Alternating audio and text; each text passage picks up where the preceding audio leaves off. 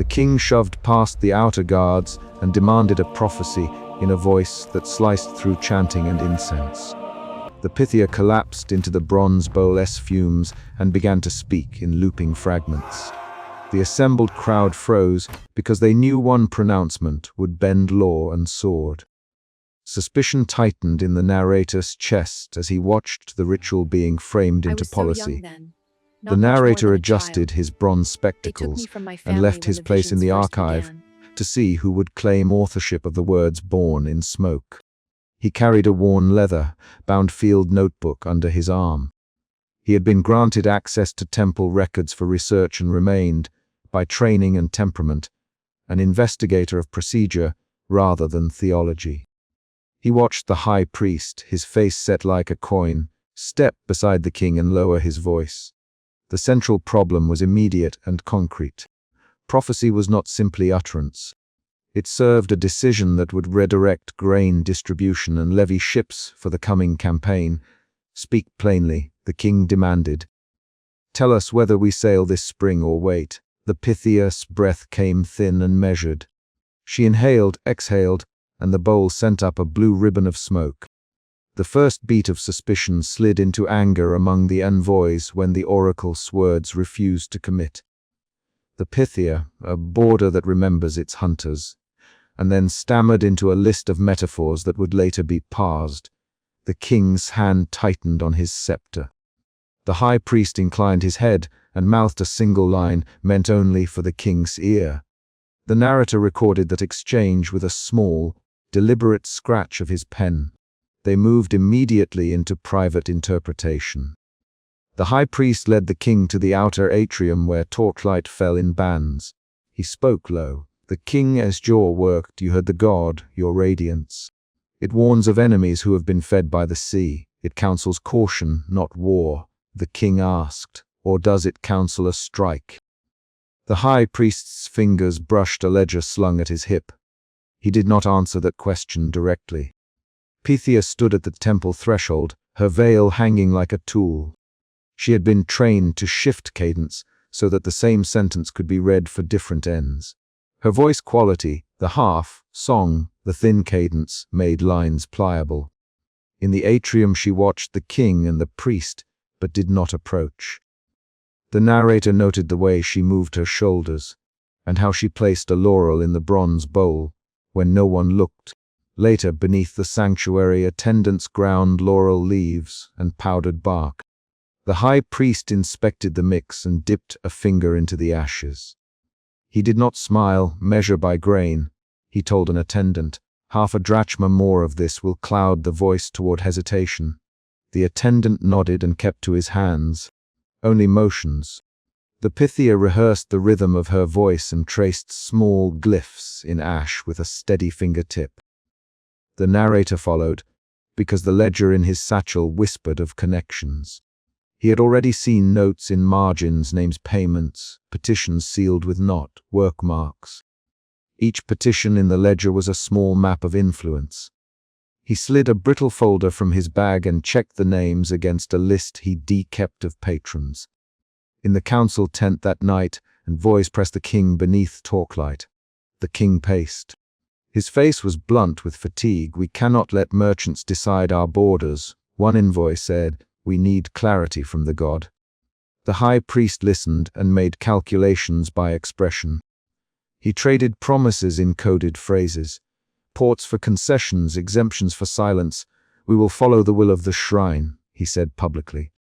Privately, he told a counselor, "If the god favors a cautious path, we paper over the trade routes. If the god favors strike, we fund the captains." The narrator recorded the ledger entry in shortened.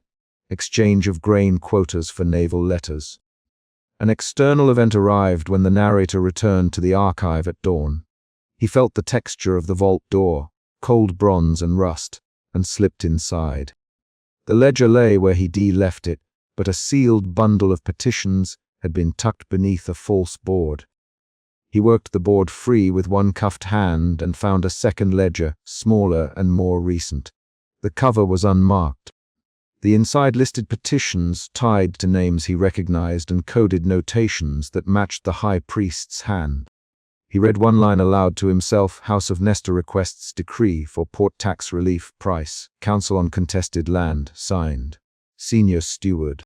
The narrator's voice did not rise, but his jaw tightened. Doubt moved in. The temple's authority might be for sale.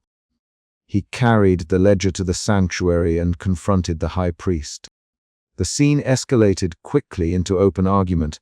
You keep lists of favors and seal them with God. Talk, the narrator said, placing the ledger on the stone floor. You turn divination into alleged exchange. The high priest's mouth hardened. Narrator, the high priest, his voice a low cut. You overstate the matter. The temple stabilizes the city. You would soar respect with accusations, the narrator answered. Stabilize by hiding bribes. The names here match petitioners who received rulings. The high priest stepped forward, and the king's guards moved to either side. The Pythia drifted toward them, still smelling of laurel and smoke. She did not interrupt at first. Her hands were steady, her eyes clouded. She touched the ledger with one finger, and then drew back. High priest, what did you tell the king? She asked. I told him his duties were to the city. The priest said, you him to avoid action. The narrator said, you turn ritual into a courthouse of gossip. The high priest. He leaned close, and the king's helmet made a dull sound as he lowered himself into posture beside them. You accuse the shrine of corruption in front of the king. 3 rapid exchanges followed with rising tension. You sold rulings, the narrator said. You used names and a ledger. You expose the shrine and tear the city's order. The high priest, you hide payments and call it counsel. The narrator countered. You protect the temple and call it sacred. The priest answered. Enough, the king said. Decide now. Does the city move to war or not? The Pythia faltered mid-syllable. Her breath narrowed. The high priest put a hand near her elbow. He spoke into the king's ear without taking the ledger from the narrator's hands. He offered an interpretation designed to close the argument and to steer policy. The king, seeing the city unravel at his feet, stepped back and accepted a compromise. He ruled for a limited convoy instead of a general campaign. The crowd outside the sanctuary accepted the oracle's revised message because the high priest had framed the Pythia's words into counsel. The narrator left the sanctuary angry and uncertain. He had watched the machinery of prophecy. Formulae of herbs, trained cadences, legied favors. He had seen how a single ambiguous line could be bent by those who read it. He recorded the choice and returned to the vault to cross, reference petition names with tax adjustments and ship manifests. In the inner service chamber, the narrator watched Pythia prepare herself again. She ground laurel in a small mortar and touched the bowl's rim as if testing a temperature. Pythia, he said, keeping his voice low, were you told what to pronounce? She did not answer him directly. She inhaled and let ash fall onto her palm. Her hands trembled for a moment. The first emotional shift arrived in her. From ritual control to a private, visible hesitation. I speak what the shrine teaches, she said finally. I obey the shape of the rhythm.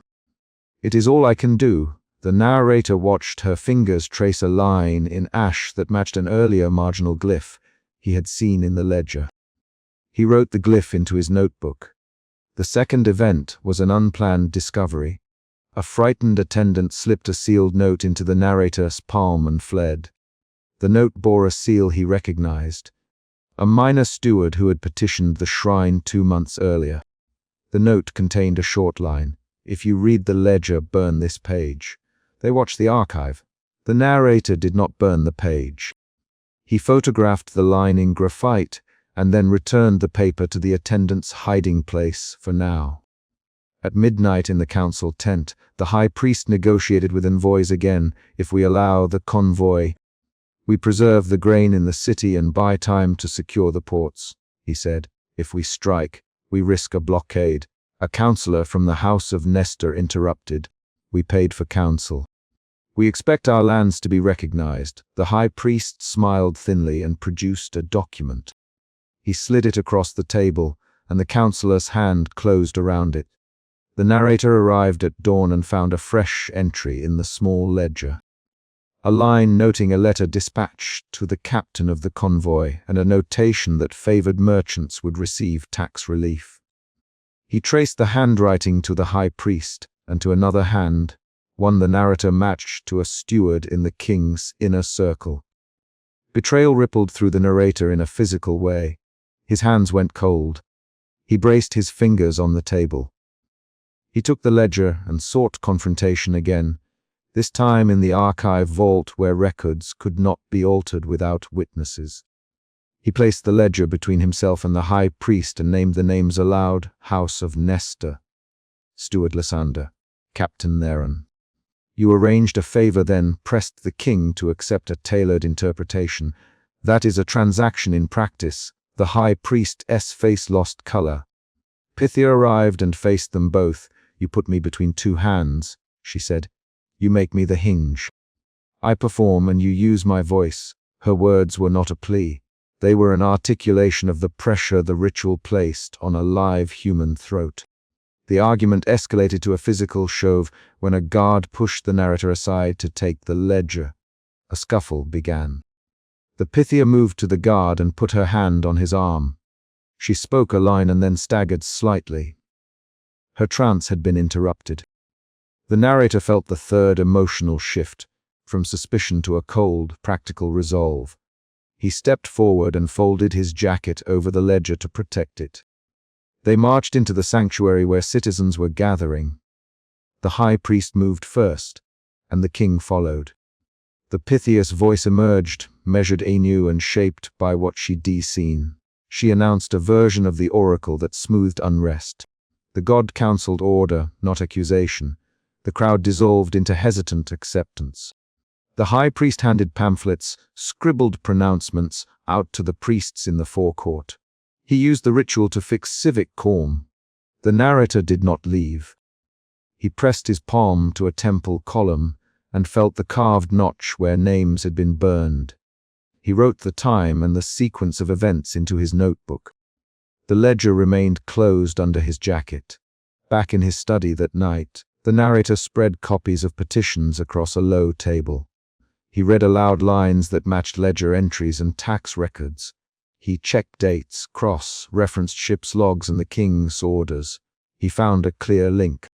When certain petitions appeared in the ledger, a redistribution of grain followed, and favored merchants received shipping letters. The temple had shaped policy. He could expose the ledger in full and rupture civic order.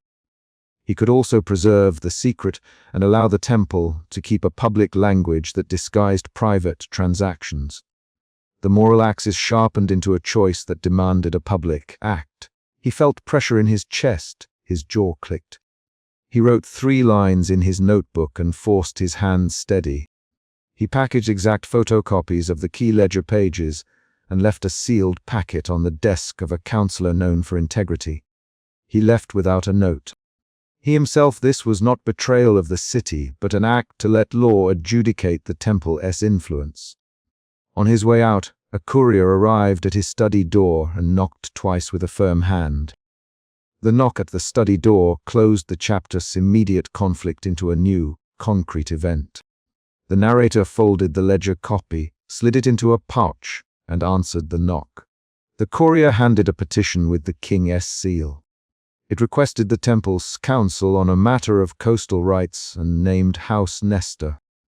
The narrator looked at the courier's face and saw the same hesitation he had seen in the Pythia earlier. He felt the final twist. Exposure might not free the city. It might provoke a purge that protected the high priest and ruined others. He did not decide in that moment. He placed the sealed petition on his table and closed the lamp.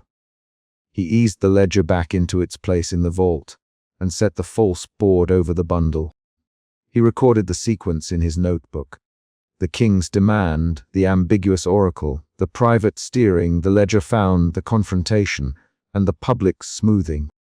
He wrote the emotion route in the margin. Suspicion. He drew 2 arrows from suspicion to doubt and from doubt to resolve. Outside his study, a distant bell announced the market's opening. Inside, the narrator slid on his pocket watch and checked the hour. He closed the ledger and tucked the brittle page back into the archive. The action was deliberate and not clean. He heard the courier's boots fade down the corridor. The final image of the chapter was not an abstract conclusion, but a specific, physical act. A knocked door, a sealed petition placed on a desk, and the narrator's hand hovering over ink. The choice to expose or to preserve rested on a narrow hinge, and would be answered when the next council convened, and the ledger's names were read aloud. Emotion shifts in this chapter run, suspicion to doubt to resolve, ritual confidence to visible hesitation to pragmatic action. The Pythia's hands trembled. The high priest's face tightened. The narrator's pen moved through ledger lines. The public decision, the compromise the king accepted, closed the immediate crisis, but the ledger's existence remained a lever in the city's future. The narrator breathed, picked up his lamp, and opened the sealed petition. He read the first line aloud, and then tapped the table twice before he chose his next step. The royal envoy shoved past the inner guards and slammed a sealed petition onto the bronze bowl, shouting, "Answer now." Suspicion tightened the narrator's jaw as he watched the seal split under the envoy's thumb. He leaned forward on the stone bench, fingers resting on his leather notebook, eyes fixed on the Pythia's hands. The moment was raw and dangerous.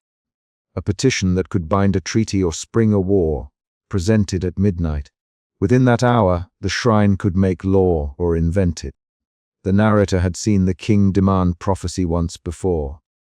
He remembered when the king shoved past the outer guards and demanded a prophecy in a voice that sliced through chanting and incense. That earlier interruption had left a bruise in the temple's protocol. The guards still glanced at the steps as if expecting another royal storm. The narrator kept that memory in mind now. He kept it like a folded tally in his pocket, a record that the cult had been forced into sudden service of power. Guards pushed the envoy toward the bowl. The Pythia stood on a low dais, one hand on the laurel wreath, the other over the bronze. Her veil trembled from the fumes. She bent and breathed slowly into the bowl. The narrator felt suspicion become movement in his body. He shifted forward and tapped his notes as though underlining a single word. He would test the performance, he decided, because the pattern from before hinted at manufacture. High priest. The envoy hissed, "This city will not wait for slow words. Tell her to speak plainly." The high priest stepped from the shadows of the vestibule. He took the petition, weighed the seal in his palm, and did not break it immediately. He watched the Pythia's face as if reading a ledger and not prophecy. The Pythia's breathing lengthened. She placed her mouth close to the fumes. It smelled of crushed laurel and crushed root, bitter and sweet. She swayed with a cadence that the narrator had catalogued before, a trained movement, not raw possession. Syllables rose from her like a practiced chant. Her voice threaded between the envoy's urgency and the high priest's composed attention. "Pythia," the envoy said, voice sharp. "Will we ally with the Coastal League? Will the treaty stand?" The Pythia hummed and then spoke in clipped fragments. "A wave will lift the harbor." She said, "Wave." The envoy demanded, "Harbor lifted." The Pythia repeated. The narrator recorded every breath as if it were evidence. He watched the high priest's hands curl around the petition. The high priest mouthed a word that matched a line from a public script the cult had used before. He did not yet speak aloud, but the narrator saw the timing. The ritual rhythm was being folded to fit a political beat. After the utterance, the envoy pressed for clarity. A city's decision could not live inside riddles. The envoy's urgency sharpened the room. The Pythia's lips formed more sounds. The murmurs in the hall hardened into a question. When the trance ended, the high priest guided the Pythia off the dais and toward a small tent by the inner courtyard. The narrator followed at a measured distance. He recorded the way the high priest's shoulders aligned with the temple ledger tucked under his arm. The ledger's leather flap made a scraped sound as it moved. Inside the council tent, the high priest convened 3 council members and the Pythia. They sat around a low table lit by one lamp. The lamp hurled hard shadows across folded parchment, and the bronze bowl's absence made the air feel raw. The high priest read the Pythias half-lines aloud and suggested edits. He proposed a rendering that would push rulers toward measures favorable to the shrine. We will say the harbor opens to friendship, not conquest, the high priest. The language must bind them to observe rites and pay tithers. His voice was measured. It left little room for argument. High priest, one council member answered, that changes the tenor. The people will hear our words as law and not as counsel. They will bring it before the magistrates. The Pythia reached for her veil and pushed it back to one side. Her hand trembled in a way that did not match the trance performance. She spoke in a softer cadence now. Let the words mean what they must, she said, but do not force the bowl's breath beyond what it gives. Her tone carried a restrained warning and a personal calculation. The high priest smoothed the parchment and wrote a line. He read it aloud again, and the council nodded. The Pythias' eyes flicked to the lamp, then away. The narrator filed their gestures in his mind. He knew the high priest's aim: preserve the shrine's wealth and influence by steering the public interpretation of prophecy. He also sensed something else in the Pythia, an anchor to the shrine's mystery that might break if pressed. Before dawn, the narrator moved into the archive chamber beneath the shrine. He had forced entry once before and remembered the king's abrupt demand. He opened boxes of petitions, ran his finger along entries, and found a ledger with repeated patterns. He found one entry with marginalia in the high priest's hand, the same clipped phrases the high priest had been rehearsing.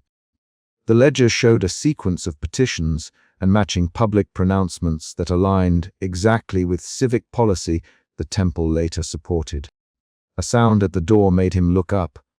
The high priest stood in the doorway, the lamp behind him framing his shoulders. He did not raise his voice. He did not need to. You should not be here, the high priest. His tone was a low, controlled rasp. He stepped into the archive and let the lamp light fall on the ledger. You manufactured phrasing before. The narrator. He kept his voice steady. These lines match public decrees. The petition records show it. He pushed the ledger forward. The high priest turned a page carefully, as if handling a relic. He met the narrator's eyes and let silence do the rest. You accuse the temple of forgery, the high priest. Accusations cut both ways in a city where priests and officials trade favors. What will you do with that claim, narrator? He spoke the name as if weighing its cost. The narrator set his field notebook on the table and tapped it. I will test the ritual against that ledger. I will force the public script to meet the live pronouncement. If it fails, the city will see the temple's hand. His jaw worked. Suspicion had moved into determination. The high priest's lips thinned, and if it succeeds, he asked, then the shrine keeps its seat at the table, the narrator. The argument ended on that small exchange.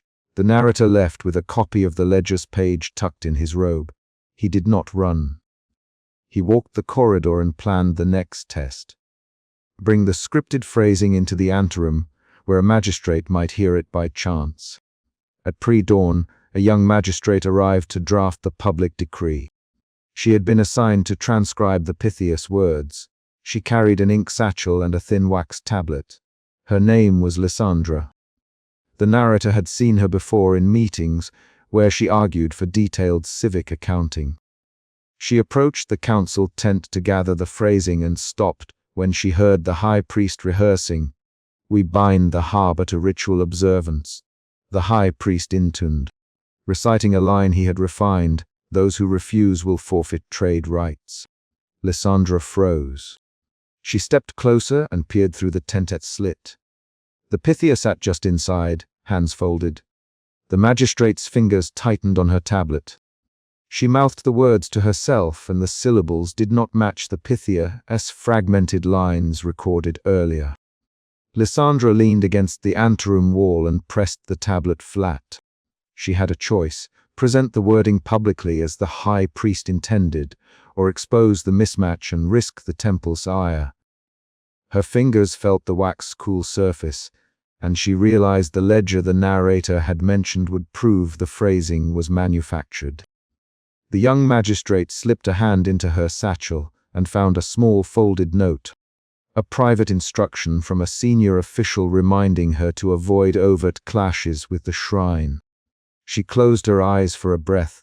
Her doubts slid into anger. She had sworn to the civic rules, and the high priest's script would override them. Lysandra stepped into the tent without announcing herself. She held the wax tablet in view and said, "High priest, these words will bind citizens. Will you stand by them if I present them before the council?" The high priest's gaze moved to her. "Magistrate Lysandra," he said, "these words are the shrine's counsel. We ask only that you transcribe what the Pythia pronounces in the public rite." His voice was even. "This is your wording, not hers, Lysandra." And her voice carried firm enough to cut the tent's hush. The Pythia shifted and looked at Lysandra. "You heard our exchange?" she asked. Lysandra placed the tablet on the table. "I heard the phrasing, yes.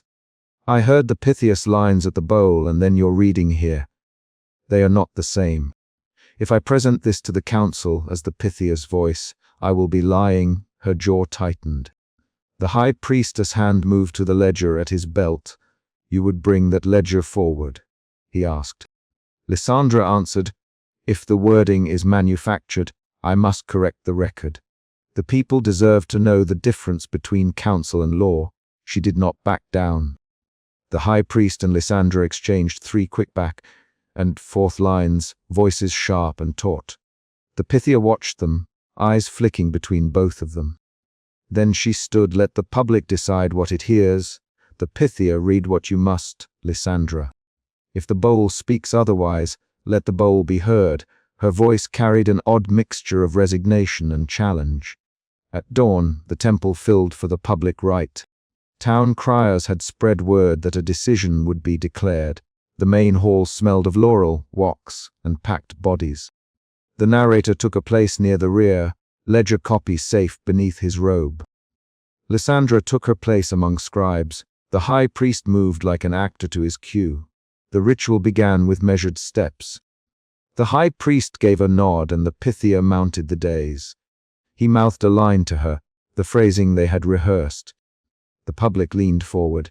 The royal envoy stood at the foot of the dais, petition open, speak the temple's judgment. The high priest, the Pythia, low and firm. The Pythia inhaled the fumes. Her hands trembled slightly on the laurel wreath. For a heartbeat, the narrator thought she would read the rehearsed script. Then something shifted in her throat. Her eyes rolled back in a way he had seen only twice before, during true trance. She spoke, and the words did not match the high priest's script. "Do not bind the harbor to one hand," she said. "Let merchants choose offerings. Let kings not treat the port as a toll gate. A stranger's son will bring a ship that carries gold and grief." The assembly reacted with a stir. The royal envoy pushed forward. "She the opposite," he shouted. The high priest's lips pressed thin. He barked an order at the guards. "Take her down quietly. Quiet her until we can stage the words as needed." His hand clasped the ledger. His fingers left small crescents on its leather. Guards moved toward the dais. The Pythia's knees buckled, and she was supported by attendants. The young magistrate stood up, wax tablet raised. "I will not allow a false decree. Lysandra, the wording is altered. The people must see the ledger." Her voice cut through the hall. A group of merchant representatives surged forward, shouting. The crowd split between those who trusted the shrine and those who trusted the magistrate's claim. The narrator stepped down from his seat and pressed into the surge. He saw the high priest's face flush with a color that was not just at anger but calculation. The high priest barked again. "Louder, guards, remove her to the side chamber. Keep the hall calm. Lysandra, sit. You will not inflame the crowd." His commands were precise and designed to steer the assembly's next moves. Lysandra did not sit. She held the wax tablet out. "I will show the council the ledger," she said. "If the city accepts manufactured phrasing as law, I will resign." Her words landed like metal on stone. The high priest's council mobilized a small group of temple supporters. They stepped between the magistrate and the dais. 3 rapid exchanges followed, the high priest ordering restraint, Lysandra demanding access, and merchants yelling for clarity. Each exchange shortened the room's patience. Suddenly, a guard tried to seize the ledger from the high priest's belt. The high priest twisted and blocked him. The guard's hand struck the leather and left a smear of dust. A push, then a scuffle. The crowd's murmurs rose into barking shouts. The Pythia was led away, her veil half untied. The narrator moved to the corridor and watched the Pythia disappear into a side chamber. He followed and found the chamber crowded with attendants and 2 guards. The high priest stood in the doorway of the side chamber and barred further entrance. "You will not display that ledger here," he said to Lysandra and to the narrator when they stepped close enough to be heard. "This is temple business. We will handle it." He looked at the Pythia and then at both of them. Lysandra set the wax tablet on a small table. "You staged the phrasing for years to secure tithers and leases," she said. "We have records. I will take them to the magistrates and make the choice public." Her voice no longer wavered. The high priest moved toward her. "If you expose the process now, you will break the city's order and invite violence. Consider your family, Lysandra. Consider your post." He spoke the softest threat the chamber had heard so far. Lysandra's fingers tightened on the tablet. She did not flinch. "I consider the city first," she said. A guard stepped forward, then another.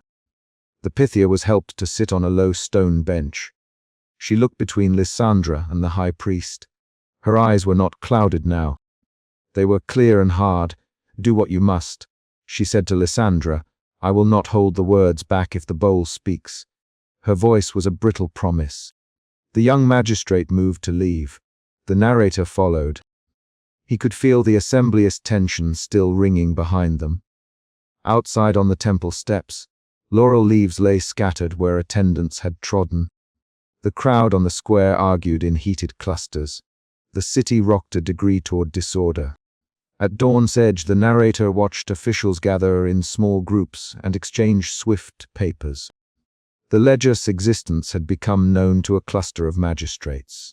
Lysandra had already sent a runner. The high priest convened a short emergency meeting with his patrons and allies. He tried to reassert the ritual's authority through a compact of voices, priests, merchants, and at least one distant senator. The narrator recorded the way alliances moved like chess pieces. The Pythia, isolated in the side chamber, traced a glyph in ash on the floor. Her hand shook. The narrator listened as 2 guards argued about whether to arrest Lysandra. They argued with practical, civic concerns, not ideology, and thereby revealed the fault lines: money, trade, and security. A sudden revelation arrived in the form of a sealed petition that had been hidden among the ledger's entries. The narrator unwrapped it and found an order from a distant palace. A demand that the shrine craft wording favorable to a titular tax concession. The order was stamped with a familiar emblem that matched the one on the royal envoy's petition. The narrator felt the shape of the scandal change. It was no longer only about wording. It was about external pressure placed on the shrine to bend law for a client. He lined up the names. The royal envoy who pushed the petition, the paid order in the ledger, and the high priest who rehearsed phrasing. The pattern pointed to collusion. He brought the evidence to Lysandra. She read the sealed petition with a quiet face. Then she looked up. "This proves the envoy did not come empty-handed," she said. "We have a cause." Then, to bring the matter to the magistrates, her voice lacked triumph. It carried the weight of duty. The high priest intercepted them in the corridor. He did not raise his voice, but he moved his ledger so it blocked their path. "You will not make this public in a way that collapses our rituals into political theater," he said. "If you pursue this, you pursue a path of ruin for many who depend on the shrine's office." He named dependency to bind them. Lysandra replied in 3 short lines, each clipped and deliberate. "The people depend on law, not on staged words. I will present the ledger. I will stand by the magistrates. If the shrine resists, the city will choose. The exchange had the cadence of a formal declaration. The narrator left the corridor and took a position on the temple steps. He watched the city swirl into small, immediate reactions. Delegates moved toward the council house. Merchants argued at doorways. The royal envoy gathered a small cluster of supporters. The high priest returned to the inner sanctum to rally his followers. By late morning, the public rite had dissolved into a crisis of authority. Guards kept a tight line around the Pythias chamber. Lysandra presented the ledger to a magistrate who agreed to examine the entries. The high priest called for calm and offered an alternative public reading that mirrored the script he had prepared, attempting to reclaim the stage. In the side chamber, the Pythia sat with folded hands and watched the door. Sweat left a small dark patch on her robe. The narrator recorded each twitch of her fingers and the way her breathing shortened. Suspicion had been the root that drove his first motion. It had changed into a tense focus when evidence surfaced. Now it resolved into wary vigilance. He noted the emotion shifts in his ledger to keep their sequence clear. Suspicion to determination, determination to wary vigilance. The city had moved from ritual deference to political contest within hours. The narrator had expected the shrine to have contingency language. He had not expected the Pythia to break from the script during the public rite. That break had been both the city's crack and its opening. It forced choices: prosecute manipulation or preserve order. At dawn's end, as officials clustered and the crowd thinned, Lysandra paused on the temple steps and turned to the narrator. "What will you record?" she asked.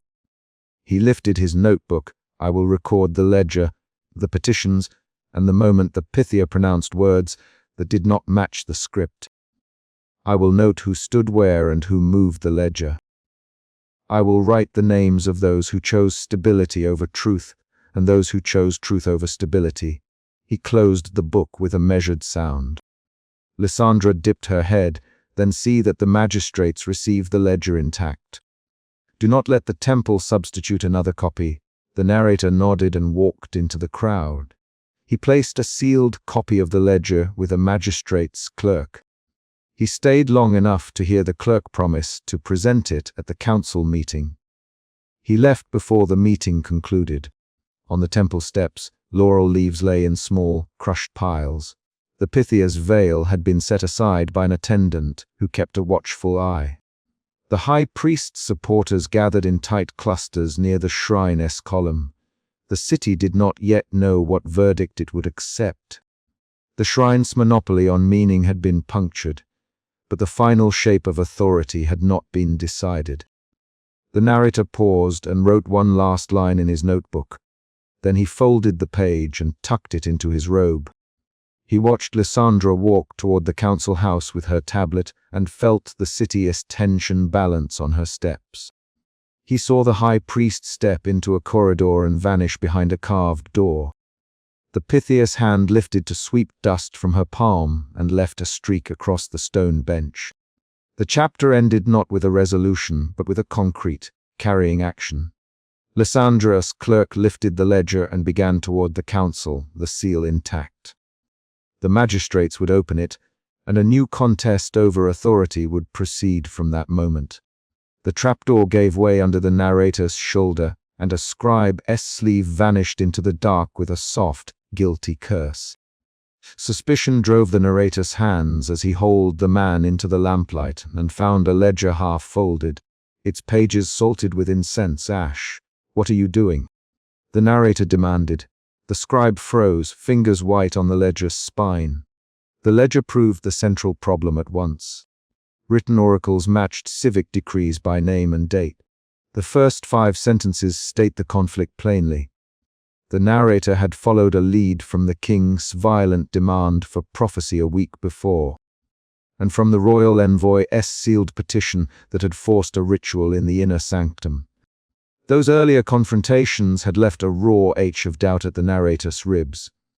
Now suspicion guided every choice he made. He shoved aside the scribe's hood and read a line that matched a decree he had watched form on a magistrate's table. The evidence altered the stakes. The Pythia's voice could bend law. The ledger showed how. The temple scribe, called Menas, swallowed and tried to push the ledger back toward the whole Menas. The narrator, open it. Menas obeyed, with a slack jaw. He slid a finger along a list of dates and names that corresponded to tax levies and troop movements. The narrator touched an entry and felt its ink dry under his thumb. He could taste laurel smoke at the back of his throat. Menas' hands trembled. We were told to keep order. Menas, the high priest petitions must be matched with meaning. He gave the lists. His sentence landed like a stone. The narrator closed his jaw. He thought of the king who had barged through guards and demanded a pronouncement that altered a border. He thought of the envoy who had slammed a sealed petition into a bronze bowl. Those moments were not mistakes. They were the ledger's proof. The narrator lifted Menas from his knees and dragged him toward the lamp. "Show me who touched this ledger last," the narrator ordered. Menas kept his eyes on the floor. "I will not name patrons, I do not have to, Menas, but the ledger comes from the inner sanctum." The narrator's voice hardened. He knew the inner sanctum's doors opened only for the Pythia and the high priest. He had to force a confrontation. They climbed the spiral stone and moved through the archive catacombs beneath the temple. The narrator's lantern threw hard circles on the floor. Clay jars leaned in the dark. The ledger lay open on a bench as if the owner had stepped away for a moment and not returned. The narrator read aloud a line. "For the levy of 50 men, declare favoring omens." See entry, Sota's 10th day. His finger stopped at the clerk's looped handwriting. He pictured magistrates altering laws on the day the Pythia had spoken a soft, ambiguous phrase that sent armies and taxes the same way. The tension rose when the narrator carried the ledger into the private antechamber and confronted the high priest. The chamber smelled of oil and old ink. A bronze lamp burned at the high priest's elbow. The high priest, called Theron, set his scepter on the table and looked at the ledger with an economy of motion. Theron kept his voice even. "You should not be here," he said. "Theron," the narrator answered, setting the ledger on the table and letting the lamp pick out its creases. "This matches decrees I have seen." "Who writes these lines?" The narrator's suspicion sharpened into accusation in his tone. Theron did not rise from his seat.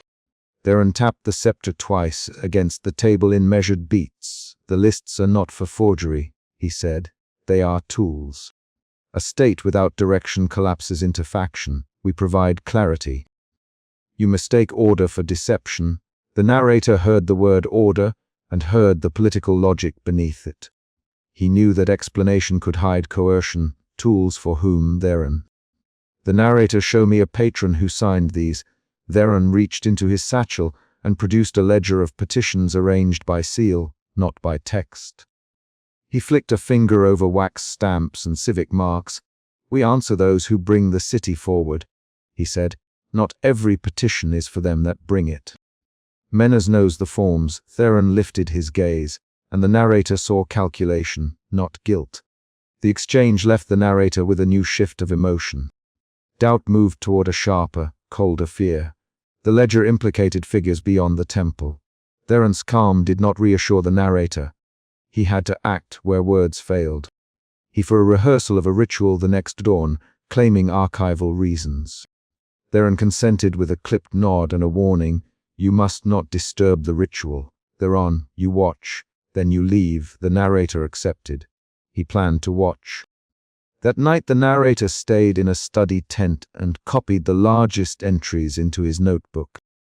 He copied in careful strokes so that his field notes could be read by magistrates if needed. He noted seals and patron names. He counted dates. He arranged evidence into a sequence that would stand in council. He wrote the king's name beside an entry dated 2 days before the levy's announcement. He wrote the envoy's name beside a petition that mirrored a passage in the ledger. The act of copying was deliberate and quiet. In that silence, the narrator felt resolve harden into a plan. At pre-dawn, the narrator walked into the inner sanctum rehearsal chamber. The Pythia stood inside a circle of laurel and ash. She wore the smoky veil and the laurel wreath.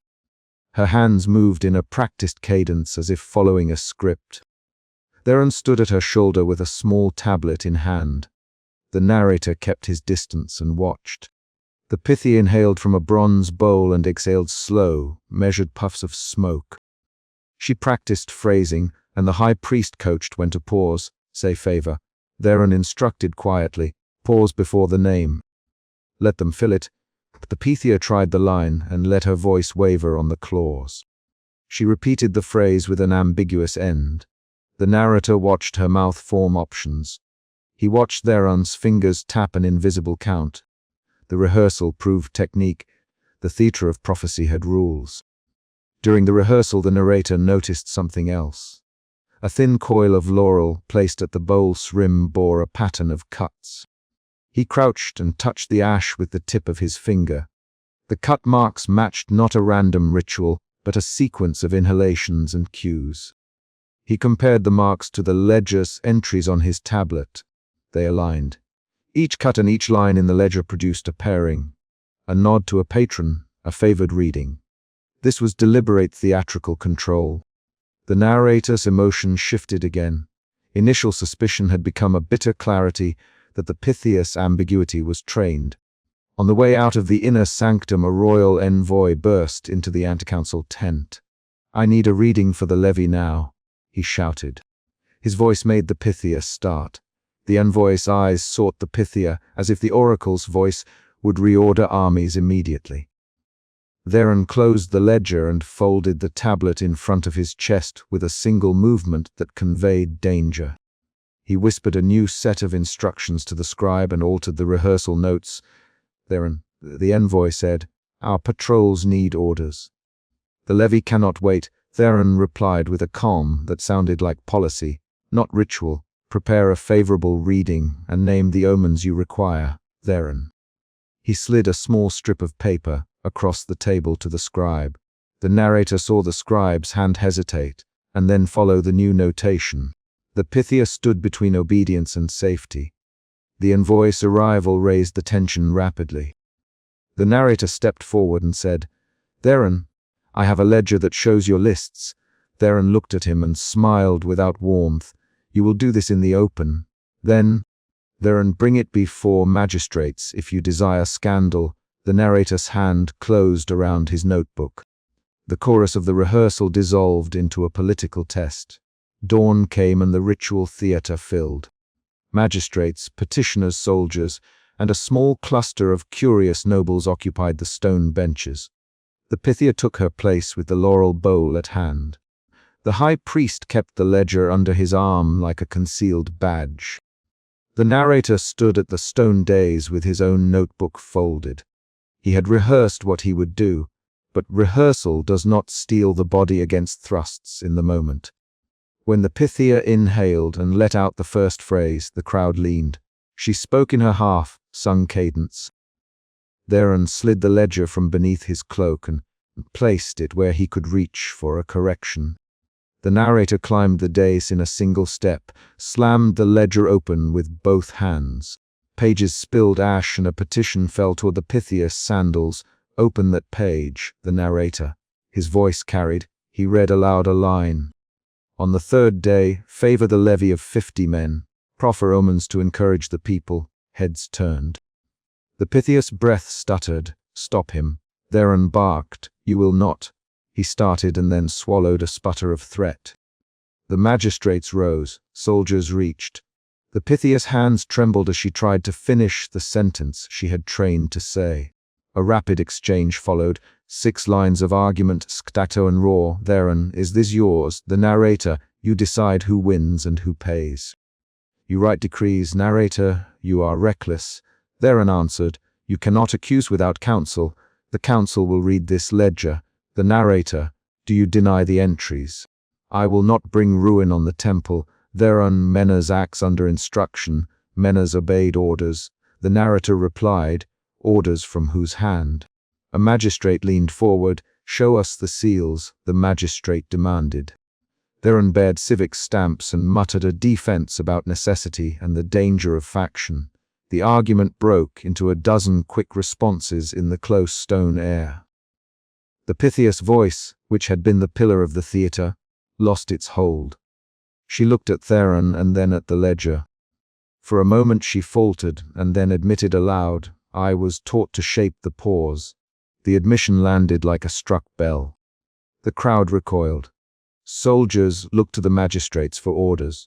The high priest lunged for the ledger to close it. The narrator held his ground and pushed the pages toward the magistrates. The eruption became the chapter's climax in plain sight. The ledger implied patron manipulation. The magistrates demanded that the city hear the evidence. Thurman called 2 aides and tried to reframe the event as a misunderstanding. He produced civic seals and asked the magistrates to consider stability. "Do not let this tear the city," Theron urged. "We negotiate stability." "We are the Temple's stewards," the narrator answered. "You are stewards who write law." Voices rose. A soldier stepped forward and put a hand on the ledger but did not take it.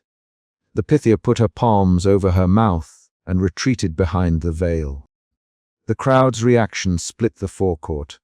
Some petitioners shouted for truth. Some nobles worried at the loss of ritual authority. The magistrates conferred quickly in murmurs. The narrator felt a shift inside him from cold clarity to a sudden, sharp fear. The ledger's exposure had broken the theatre, but the political machinery moved immediately to contain the damage. That containment would not be simple. It required money, oaths, and the soft closing of doors. Theron began to use civic language to undo the spectacle. He pressed seals into the stone and wrote procedural phrases on a tablet.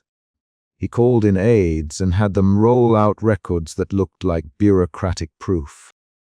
Theron spoke to a magistrate by name and proffered a sequence of events that framed the ledger as a training tool, not a forgery. The magistrate listened and then, slowly, suggested an inquiry, rather than immediate judgment.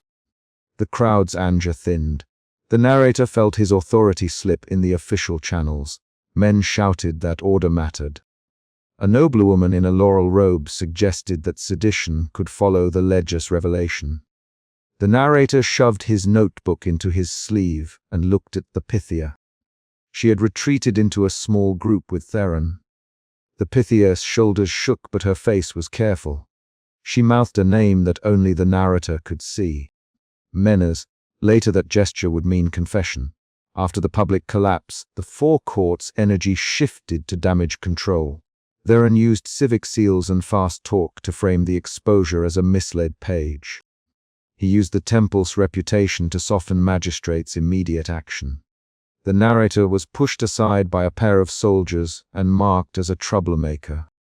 An assistant shoved him and hissed, "Leave the temple or face a charge of contempt." The narrator felt the crowd press him away, but every eye that had witnessed the ledger knew something real had been shown. That night the narrator found the Pythia in a secluded laurel grove behind the temple. She sat on a fallen marble step and unbraided laurel from her hair with hands that trembled. Her veil lay beside her like a piece of dark cloth. The narrator did not begin with accusation. He folded his notebook and handed her a wrapped oil lamp. "Pythia," he said, "tell me how you learned to shape the pause." She looked up with eyes that had a clouded sheen and inhaled like someone catching a cold. "They taught me breath control," she said. "They taught me which words to lengthen. They taught me that ambiguity keeps me alive." Theron promised protection. He named patrons. Her voice was low and exact. "Who named them?" "The narrator, the high priest." "Theron named colors," she said. "He showed me lists. He me the names and the tones. He say this and kings will listen." The Pythia's confession was a smaller reveal than the ledger's public exposure, but it changed her across the narrator's eyes. Her inscrutability became a visible survival strategy. The narrator's emotion shifted once more, from anger to a guarded sympathy that made him consider her safety rather than just the ledger's truth. They spoke in short lines. "Why did you not speak sooner?" "The narrator, because I feared the patrons," she said. "Because a wrong word brings knives to kin. Because I cannot stand alone. Theron promised my station and my roof in exchange for obedience." The Pythia touched a thin ritual scar on her chin and then pressed her fingers to the laurel at her feet. The narrator noted the physical cues. The way her jaw tightened, the way her breathing shortened, how she avoided looking at the grove's path. These gestures made her words credible. The chapter's final sequence returned to the narrator's study tent. He copied incriminating ledger lines into his field notebook and arranged how to present the evidence to magistrates who might not want to see it. He folded copies and tucked them in a satchel. He wrote notes about Menas Theron and the Pythia's confession. He weighed the risk to the Pythia against the need to break a system that placed civic force behind ritual performance. As he wrote his final line, a small knock sounded on the tent awning. The narrator stopped and stared. The knock was deliberate. 2 soft raps, pause, then 3. He flattened his palm on the notebook. He listened to the dirt outside the tent. He tasted laurel smoke and felt a cold pressure behind his ribs. He lifted the lamp and, keeping the notebook under his coat, walked to the flap and untied the cord. He opened the flap and found a sealed tablet on the threshold. The wax bore a civic seal he did not recognize and a smear of ash. The tablet's presence was a new, concrete event tied to the ledger's exposure and the high priest's drive to contain it. A royal courier burst into the scriptorium and slammed a sealed warrant that demanded immediate mobilization. Suspicion tightened the narrator's jaw before he reached for the parchment. He had seen a king's command become law when a Pythia spoke it aloud. He had seen assemblies obey bronze bowls and incense. Now, with the lamplight shaking and the scribe's quill frozen mid-stroke, the narrator understood the immediate danger. A prophecy had become an order, and someone had forced the mechanism. He moved to the table. The narrator's fingers found the wax seal and brushed ash before he broke it. He had spent months cataloging petitions and notations. He knew the temple's rituals well enough to list what belonged to piety and what belonged to procedure. The scriptorium smelled of oil and fresh vellum. The courier, breath steaming in the late hour, said, "High priest, this is urgent." The narrator answered with a single, brief question. "Who ordered this?" The courier's hand trembled, the Pythia's phrasing. "The bowl told us to move at dawn." He set the warrant down again, as if the paper itself might bite. "The king waits." The narrator watched the wax and noted the seal's ridge. The seal's impression matched the temple's civic mark, but the ash patterns on the writ did not match the bowl's recent suit, and the margin note was clipped and abrupt. He felt suspicion thicken into anger, and he pinched the bridge of his nose to stop his mouth from speaking before he had proof. The narrator had seen such small lies before. In an earlier session, he had watched the Pythia collapse into the bronze bowl and utter a sentence that sent a magistrate to his knees. He recalled the ledger half folded in Chapter 3, pages salted with incense ash, and the trapdoor that nearly swallowed a scribe. He used those recollections the way a scholar uses an index, to find pattern and motive. He set the warrant aside to examine the ledger more closely. At the lamplit desk, he spread the ledger. The narrator's fingertip traced the clipped marginal note that had caught his eye. He held a candle close and turned the page. The ash impressions on the fresh leaf skipped the crescents that matched the bowl's last burn. The handwriting on the margin used an abbreviated civic formula the temple kept in a separate register. He pulled the ledger toward the scribe who had delivered the fresh entry. The scribe's name was Damas. He had dark rings under his eyes and ink stained along 3 knuckles. "Damas, explain this entry." The narrator. The line was short. The narrator kept it measured to force answers. Damas swallowed and said, "I copied what I was told to copy." The narrator leaned forward. "Who you?"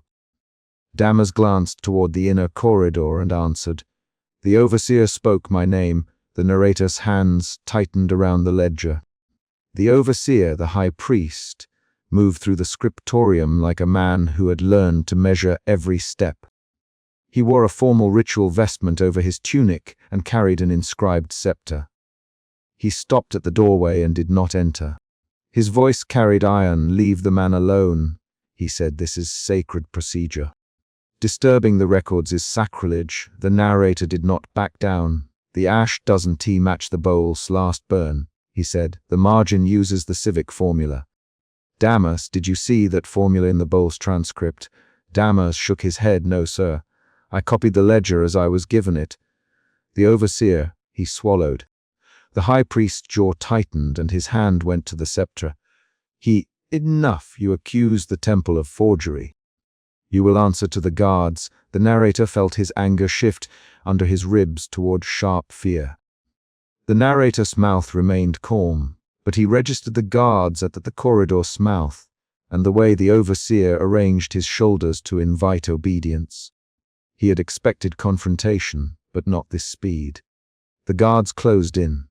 The narrator wrapped his hand around his pocket watch and felt the metal's coolness. He reminded himself that proof mattered more than bravado. He for a clear list of who had access to the ledger that night. The overseer produced a catalogue with names and signatures, then turned the document so the candlelight hid his face.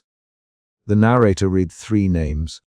One name, a minor noble, stood out. The ledger's altered entry would grant him land if the city mobilized. Why name Ariston here? The narrator. The overseer smiled thinly. Ariston has petitioned for border protection for years. This city must guard itself. The narrator noticed the sentence's cadence. He felt suspicion flip to a prickling certainty. He Damas to produce earlier copies. Damas hesitated and said, "They took the copies this morning for verification." The narrator heard the way the word verification masked the word removal. Outside the scriptorium, a muffled knock sounded at the archive door. The narrator's pulse rose. The knock acted like a bell that forced everyone's attention away from paper and back to bodies. The royal envoy's voice called from the corridor. "The king's herald waits. The city will not delay." The narrator stepped between the envoy and the ledger. "Do not move any writs," he said. "Not until I copy this page." The envoy frowned and said, "You will not be permitted to stall a royal order." His words sharpened the risk. Refusal would be framed as defiance of the crown. The narrator demanded the scribe's attention. He set his bronze spectacles on his nose and dictated precise wording to Damas while the candles guttered. He made a hidden copy on palimpsest paper and used the tiniest script to hide marginal marks that only he could read. While he wrote, the overseer left and returned with a short, dark-robed woman behind him. It was the Pythia. Her veil hung at her shoulders and smoke clung to her hair. Her voice when she spoke to the overseer was terse, soft and rehearsed. "What phrasing do you wish?" she asked. The narrator stepped back and listened. He had seen the Pythia perform in public the half-sung cadence that made assemblies obey. He saw the way she moved now. Small sways, shallow breaths, a finger drawing ash marks in the air between them. The overseer spoke quickly and gave phrasing that sounded like ritual, heavy with names and civic references. The Pythia repeated the lines once and then lowered her eyes. The narrator felt anger flush his hands into fists. He had suspected coercion. Now he had watched the coercion rehearsed. In the inner sanctum lined with bronze bowls, the overseer coached the Pythia say this: "The gods claim our borders at dawn." He tapped the bowl once, as if striking a metronome. The Pythia set the small bronze bowl before her and lit herbs. Her voice came thin and measured. "The gods claim our borders at dawn," she intoned. The narrator heard the syllables and noted how she breathed between phrases, how she left space for listeners to interpret the final word.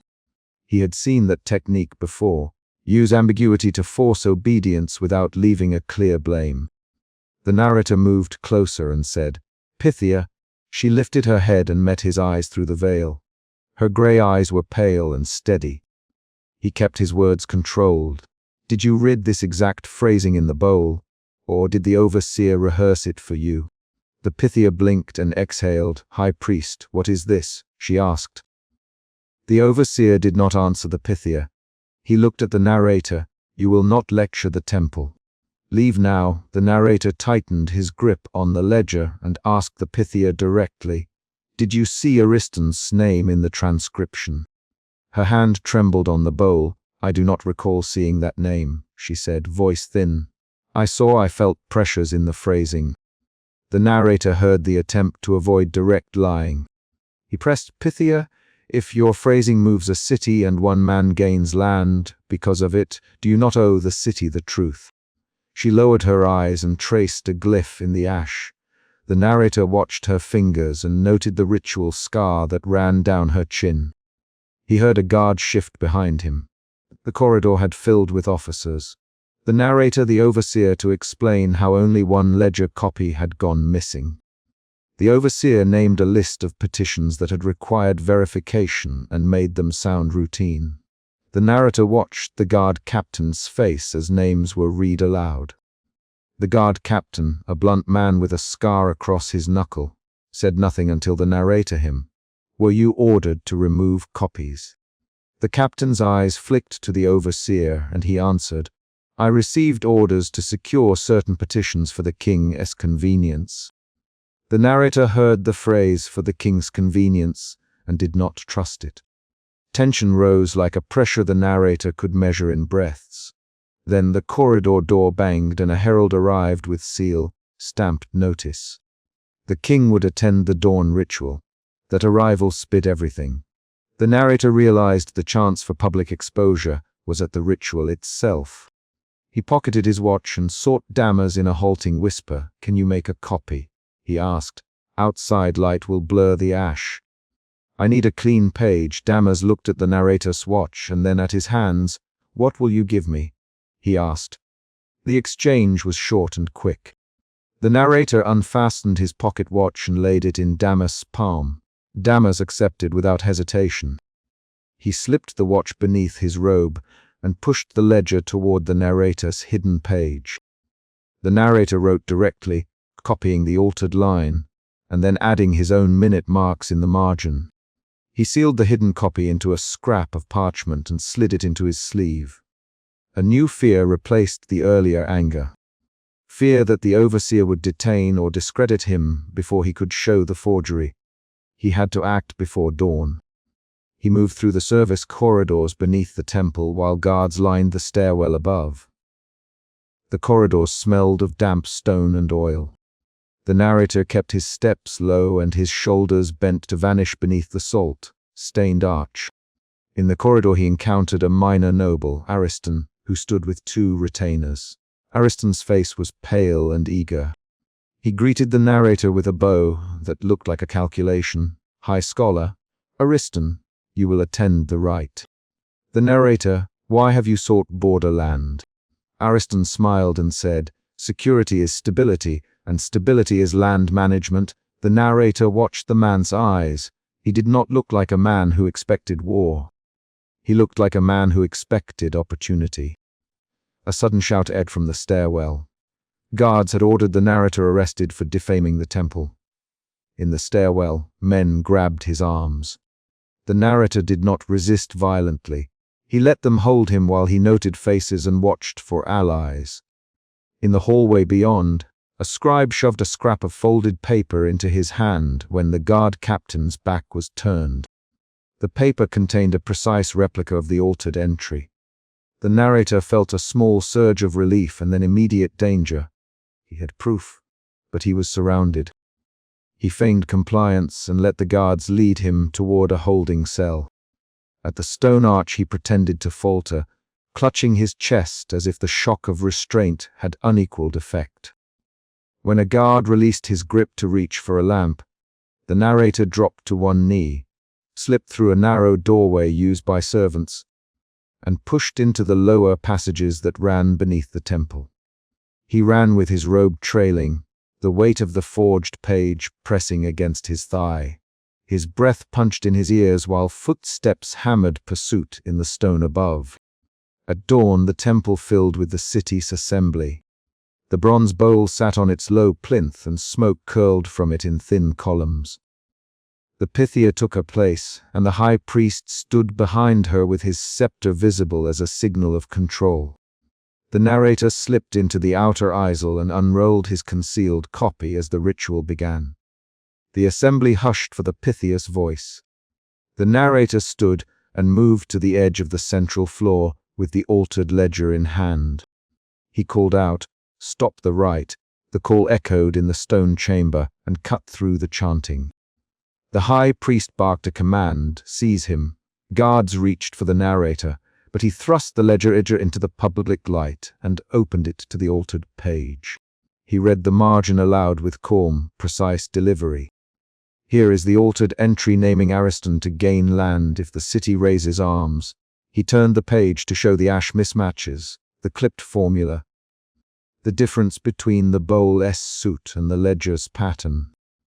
The Pythia's lips moved as she watched the page. The narrator's voice did not waver. "This is forgery," he said. A low, sudden shout went up. The royal envoy demanded order. Ariston's retainers moved forward. The high priest called, "You slander the temple." "Arrest him now." The narrator stepped closer to the Pythia and said, "Pythia, read the lines you plan to speak now." Read them to the assembly. "Tell them if you saw Ariston's name in the bowl." The Pythia lifted the bowl and inhaled. For the first time, she hesitated long enough that the assembly noticed. The narrator heard silence deepen like a held breath. In that silence, the Pythia spoke slowly. "I did not see that name when I inhaled the fumes." Her voice was low and not performed. The assembly reacted with immediate shock. The high priest's face folded into a brittle shape. He reached for the scepter and called, "You will not." The narrator interrupted. "High priest, who revised this ledger?" he asked. The high priest's mouth opened and closed. "Claims against the temple are treasonous," he said. "You will be punished." The guard captain stepped forward with a hand on his spear.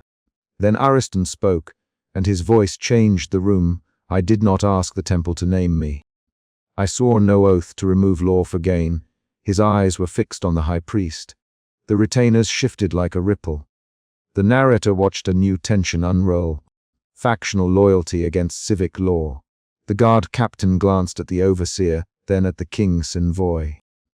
The envoy swallowed and said, "We will send this to the crown for judgment." The narrator saw hope open briefly in the Pythia's face. She had admitted the forgery, and yet she still trembled.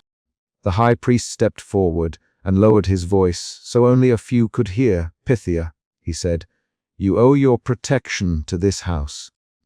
You will recant your admission now." The Pythia's hand trembled on the bowl. She looked at the narrator and then at the assembly. Then she lifted her voice and spoke a single ritual line the overseer had coached earlier. The line landed in the chamber like a command. Several magistrates in the front row rose and shouted in affirmation. The high priest smiled with a slow cruelty. The narrator felt horror like a cold weight in his stomach. He had expected public exposure to force accountability. Instead, the ritual's authority flexed and pulled people toward a simple, repeatable truth. He tried again to make them see the ledger's marks. "Look at the ash, compare the suit pattern," he said. The Pythia's breathing changed. She blinked and stammered. The assembly divided in murmurs. Then a loud crack came from the back. Someone had shoved a torch into the brazier too hard, and a small flare sent smoke across the floor. The room splintered into chaos while men shouted orders and tried to silence different voices. In the confusion, the guard captain had the narrator seized. He felt the grip on his arm and the scrape of stone against his knee. A sharp blow landed across his shoulder, and he tasted copper. The narrator did not fight free. He kept his head and mouthed one instruction to a friend in the crowd. "Hide the copy. Tell Damas to send it to the magistrate." The friend nodded and pushed amid the throng. The Pythia, still at the bowl, suddenly struck the rim with her fist and cried words that made some weep and others bow.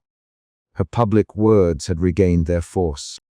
By the time the assembly disbanded, alliances had shifted. The Pythia found protectors among those who feared a breakdown of cult authority. Some citizens rallied to the overseer because he offered order. Ariston vanished into the courtyard with only his 2 retainers. The narrator, bruised and carried by 2 guards, had sympathizers who kept him from torture long enough for a friend to ease a blade across a rope and lead him into a back alley. He stumbled into a narrow room where allies bound his wound and fed him bread. The aftermath rearranged power. The overseer issued veiled threats about enemies of the city. He ordered increased patrols, and the ledger pages were again secured. The Pythia was sheltered, not by confession but by an uneasy truce that protected her from immediate exile. The narrator lay with his back against damp stone while a sympathetic scribe pressed a folded page into his hand, a copy of the altered line with the overseer's notation. The narrator read it with a hand that trembled from pain and fatigue. He found in the margin a new mark, the overseer's cipher. The twist was brutal and clear. The forgery bore the overseer's own shorthand. That revelation changed the stakes. The narrator realized the overseer had both motive and method. He had arranged the rehearsal, secured the ledger, and used ritual authority to bend civic machinery. The city would not accept an immediate move to prosecute a man who could call the assembly to order. The narrator's allies decided they would take proof to provincial magistrate at dawn. The narrator agreed, but he also knew the cost. The overseer would call this treason, and any misstep would see the scribe, Damas, and others punished. When the narrator slid into a narrow alcove to rest, the Pythia's face passed across his memory. Her ash-streaked cheeks, the ritual scar, the amber amulet catching light. He thought of the way she had hesitated, then recanted her private admission. He thought of the ledger in the scribe's battered hands and the price they paid for telling the truth. He promised himself to protect the scribe and to ensure the altered page reached competent magistrates who would not be cowed by ritual spectacle. Outside, the city's morning rose with a thin grey light. Guards marched in a tighter formation than before. News moved like a wave. The temple's authority had been shaken, but not broken. The narrator, dressed in plain cloth, wrapped his wound and took the folded page his friends had obtained. He left through service alleys while a courier prepared to carry a second copy toward the magistrate's house. As he stepped into the street, a messenger bowed and pressed another sealed note into his hand. He broke the seal and read a single sentence. The overseer had filed a complaint of treason against the narrator. He did not speak. He folded the note and slid it into his robe. His last action before vanishing into the market was to hand the sealed copy to a woman who had watched the ritual and had nodded at him twice in the crowd. "Take it to the magistrate now," he said. She tucked the paper into her belt and ran. The narrator set his shoulders and kept walking. A sealed copy of the altered decree slid beneath the narrator's cloak as guards shouted outside the courtyard gate. The narrator shoved the soot, dark veil aside and stepped into the inner sanctum, finding the Pythia slumped on the bronze bench while the high priest and a scribe bent over a set of sealed decrees. Suspicion tightened the narrator's jaw the moment he saw the seal split, and the handwriting that contradicted the morning oracle's words. He reached for the nearest parchment and read a single line that reversed a public command made in the assembly at dawn. That discovery named the central problem plainly. Prophecies were being edited to suit patrons, and someone had just tried to alter the proclamation. He moved without ceremony, fingers on his leather notebook, and the scene snapped into urgency. The narrator's suspicion had roots in earlier signs. He remembered the trapdoor that had given way beneath his shoulder in the scriptorium, remembered a scribe's sleeve vanishing into dark, and then the ledger salted with incense ash. He had kept the memory of that ledger as evidence. Now the contradiction in his hand made the ledger urgent. He stepped between the priest and the bowing scribe and held the paper up so the bronze brazier light caught the waxed seal. This contradicts the oracle, the narrator. His voice was low and measured. "Who placed this here? You should not be here, the high priest." He reached for a satchel at his belt and did not take his gaze from the Pythia. "This is private procedure." The narrator did not lower the paper. He turned it so the scribe could see the marginal correction in a different hand. "Scribe." "The narrator, whose hand is this?" The scribe's eyes flicked to the ledger on the table, then to the high priest, then back to the narrator. He swallowed. "It came from the ledger," he said. "I copied." The Pythia lifted her head as if pushed by a string. She breathed shallowly, ash smeared beneath her eyes. Her hand traced the air, then settled onto the bronze bowl at her side. "Pythia." The narrator, "You spoke something else at dawn." The city obeyed that. "This says otherwise." She exhaled a puff of crushed laurel and closed her eyes in a motion that was half ritual, half pain. The narrator watched her hands. They trembled for a beat, then steadied. Suspicion shifted to a tight anger in his chest. He had seen assemblies obey bronze bowls and incense. He had seen kings act on a single syllable uttered from smoke. If prophecies were being engineered, the consequences were political, not sacred. The high priest moved. "Remove that scrap," he said to a temple guard. The guard lunged toward the narrator's hand. The narrator stepped back and let the guard touch the paper without letting go. He twisted, keeping the page between his fingers. The guard's grip was rough. The narrator heard a sound from the antechamber, a footfall and a muffled shout. The royal envoy's arrival, he realized. The tension shifted. Suspicion became calculation. He had no time for ceremony. He set the paper into his notebook with his ink, stained fingers and pulled the leather strap tight. "If this is forged," he said, voice even, "the assembly must see the ledger. You will not expose the Pythia." The high priest snapped. "You will not undermine the shrine. The shrine answers to the city." The narrator. Not the other way around. A temple guard stepped between them. The Pythia's breath came in small, regular pulls.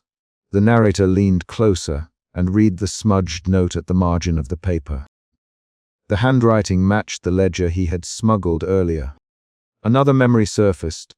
The trapdoor in the scriptorium where a sleeve vanished, and the ledger had been half-folded, pages dusted with incense ash. That scribe's guilty curse had been a sound the narrator could still hear. He named the man now. "Scribe, you were in the scriptorium tonight when the courier arrived." "Who ordered the redaction?" The scribe's face went pale. He glanced at the high priest and at the bowl where Pythia's fingers rested. "I do what I am told," he said. "The orders come sealed. Noble names. A list. Pay in coin and instructions in margin." An immediate shift moved through the room. What had been suspicion became a cold, concrete accusation. The narrator felt his pulse sharpen. He pushed toward the chained chest in the scriptorium alcove without ceremony. The high priest's hand flew out to stop him. "You will not open that chest," the high priest ordered. "Watch me." The narrator. He forced the iron hasp and threw the lid back. A ledger lay beneath velvet, bound with cord. He lifted it by the spine, and the room smelled of crushed laurel and old ink, and the faint, sweet rot of the herbs used at rituals. He turned pages with quick, deliberate fingers. A line of text caught his eye. A past prophecy annotated in a different hand with instructions about cadence and emphasis. A marginal note read plainly, "Urge king to delay harvest tax. Leave assembly to believe God's will." The scribe made a move to reclaim the ledger. The narrator would not give it back. "You took this from the chest." The high priest demanded. "I opened it." The narrator answered, "You have edited prophecies. You have a list of patrons." The high priest's jaw hardened.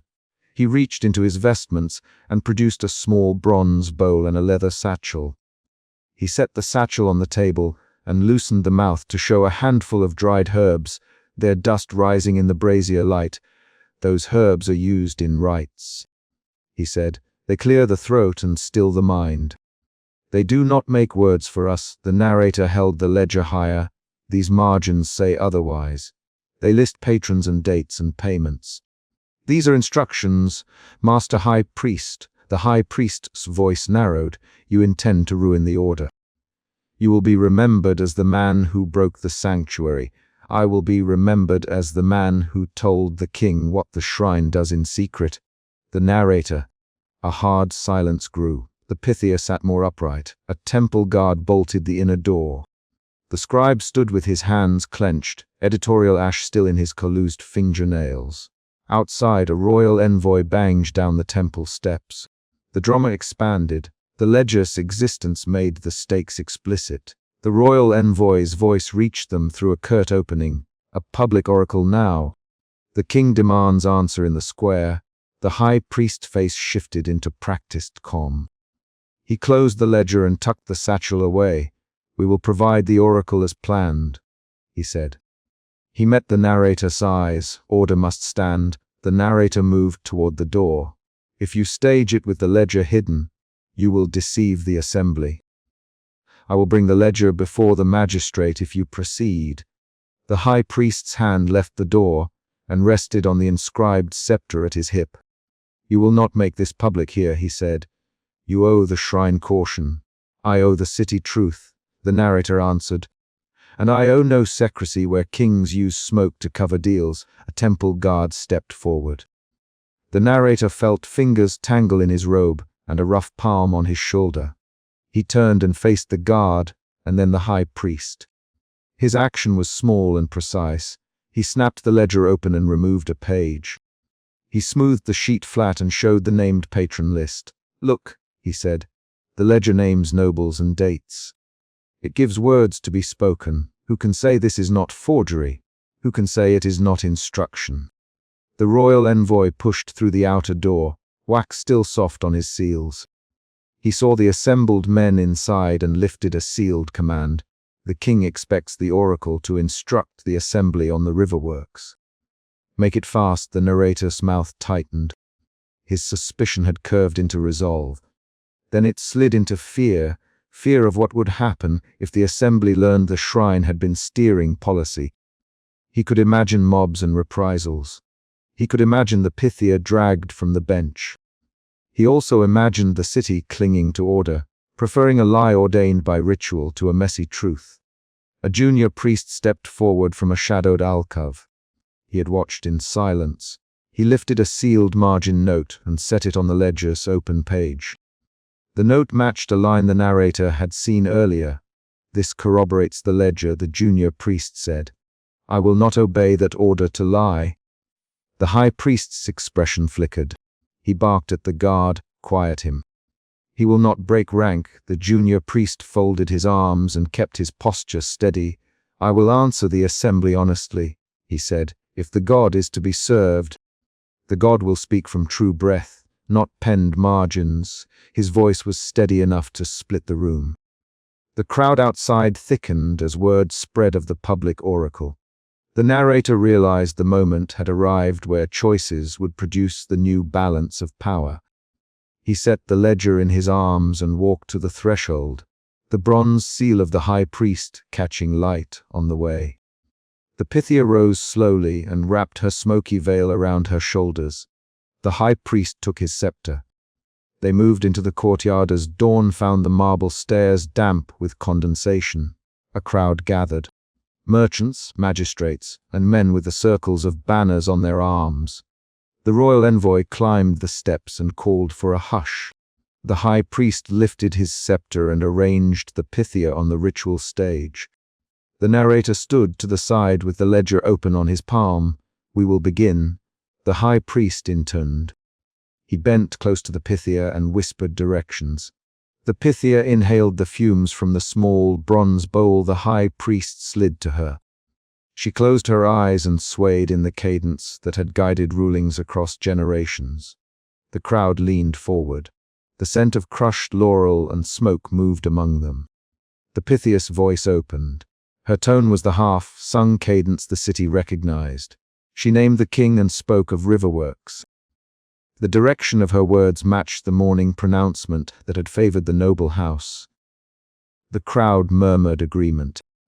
The high priest nodded, eyes fixed on a group of patrons near the front row. The narrator stepped forward and flung the ledger onto the stage. Pages fanned and fell in the dust. Several men in the front reached to take it. The Pythia's eyes snapped open. The ritual broke. "Stop!" The high priest barked. Guards surged. The narrator felt rough hands on his arms and then on the ledger. He stepped between the guards and the Pythia. He held the open book so the assembly could read the marginal notes. Read it, the narrator called. Read the margins, a junior priest.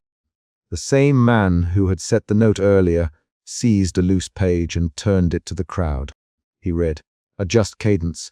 Emphasize mercy for house, delay taxes for harvest season. Gift to patron B on the eve of the festival." The crowd reacted with a mix of shock and a slow-spreading murmur that tasted like betrayal. A woman near the front spat. A magistrate's jaw clenched. The royal envoy took a step back. The high priest lunged to seize the ledger, and his hand closed on the narrator's wrist. The Pythia snapped from trance and pointed at the book with a trembling finger. "Look," she said. Her voice had lost ritual cadence and become clear, raw. "Read the writing, high priest," the royal envoy shouted. "Explain this." The high priest tore the ledger from the narrator's grip and crushed pages between his hands. "These are accusations," he said. "They are lies. Slander by those who would topple the shrine." The junior priest answered, voice raised, "I have seen these margins. I sealed my note in the scriptorium. I will not lie." An argument flared. Guards pushed it into the crowd. A man grabbed a banner pole, and its metal ring clashed against stone. The narrator kept his hands steady. He felt sweat on his palms.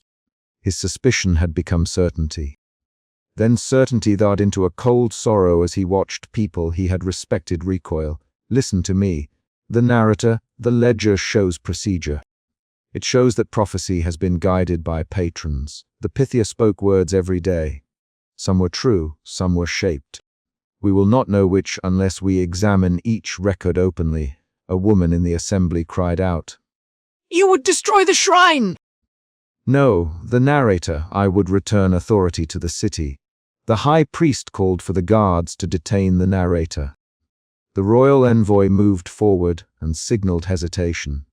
He looked at the ledger's pages scattered on the ground, and then at the Pythia, who had wrapped her veil tighter. The Pythia's hand became a motion of protection, drawing petitioners to her side. She had followers who rushed to shield her.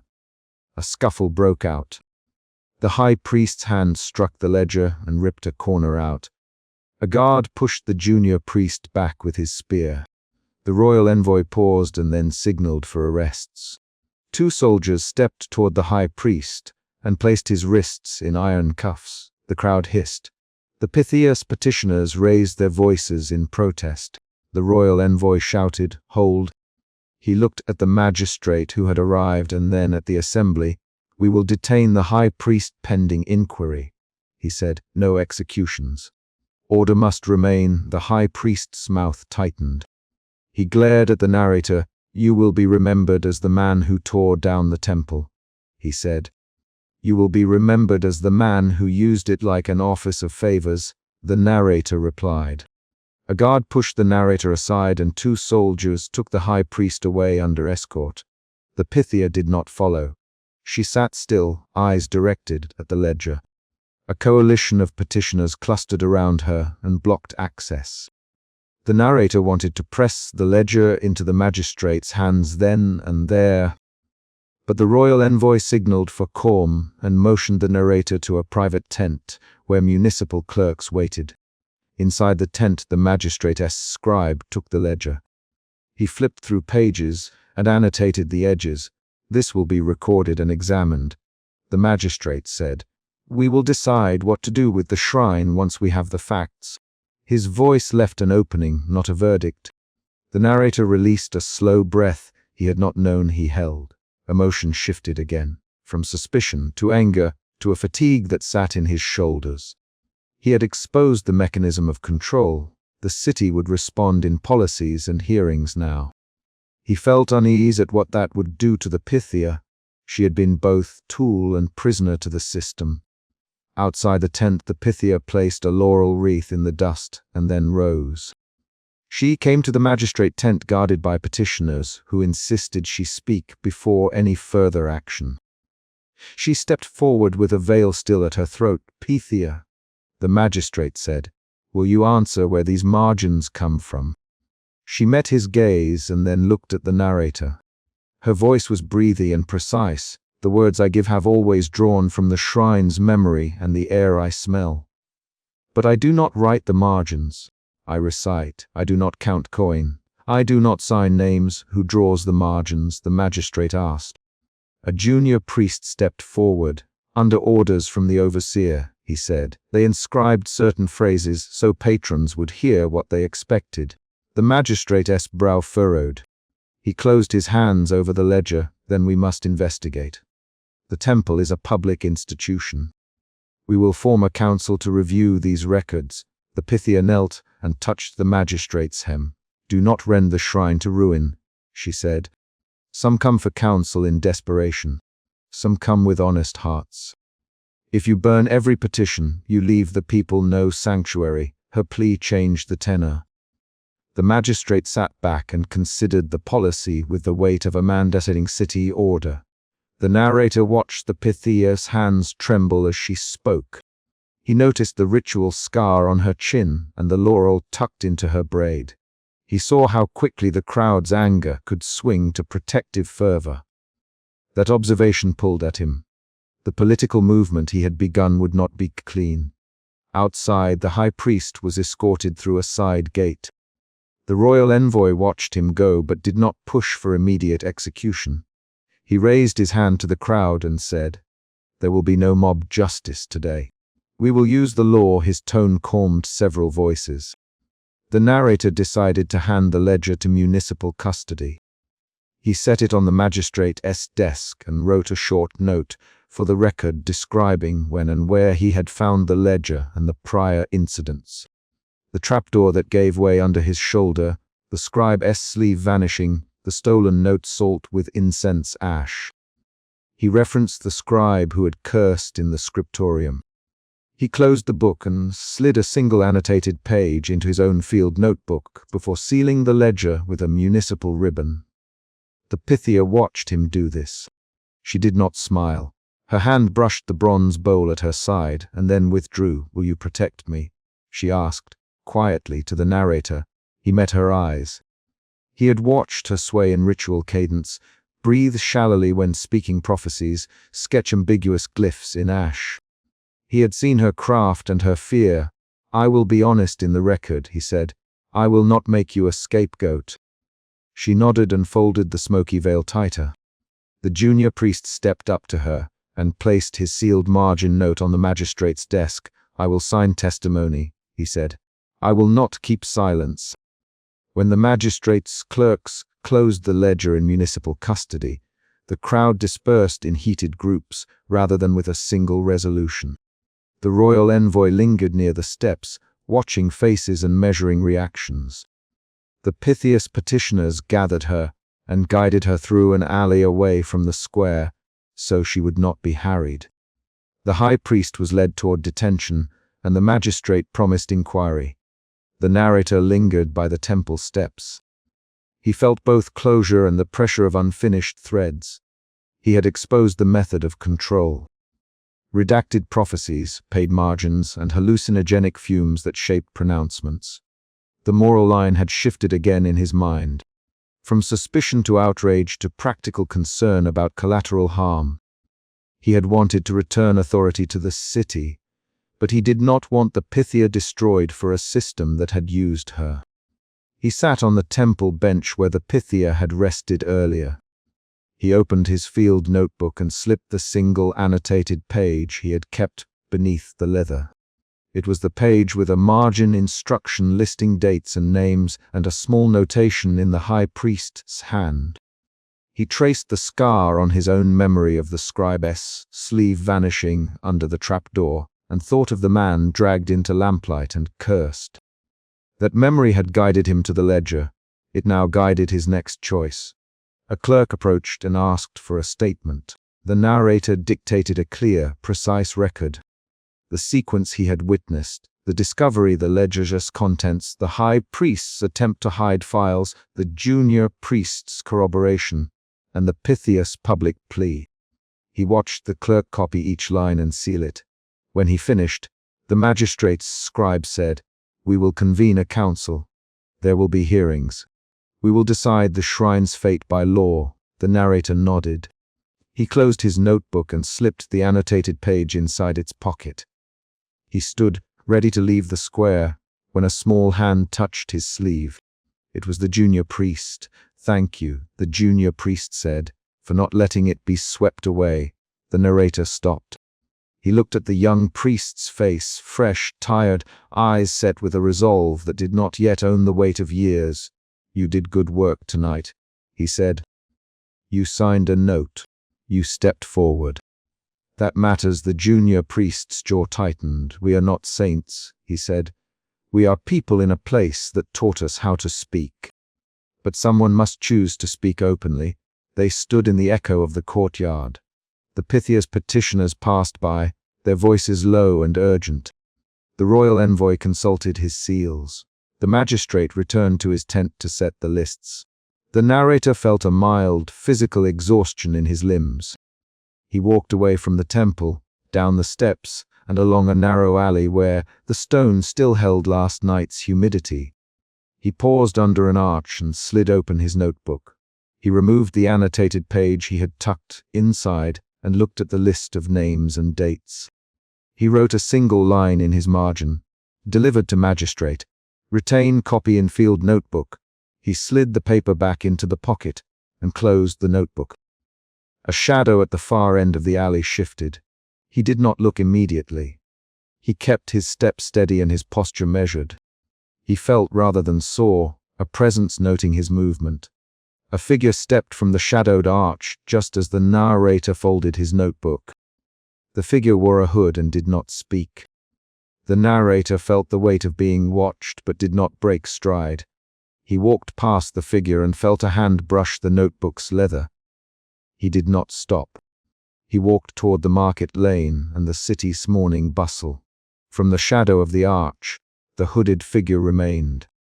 He raised an ink-stained hand and made a small notation on a scrap of parchment he held. The figure's movement was careful, exact, a memorized gesture. The narrator's boots splashed through a shallow puddle and his silhouette moved into the light. The last concrete act of the morning was small and decisive. The narrator closed the leather strap of his notebook, placed it inside his satchel, and walked from the temple precinct toward the magistrate's registry to confirm the ledger's seal. Behind him, the hooded figure watched and wrote a name on the scrap of parchment. He did not turn back.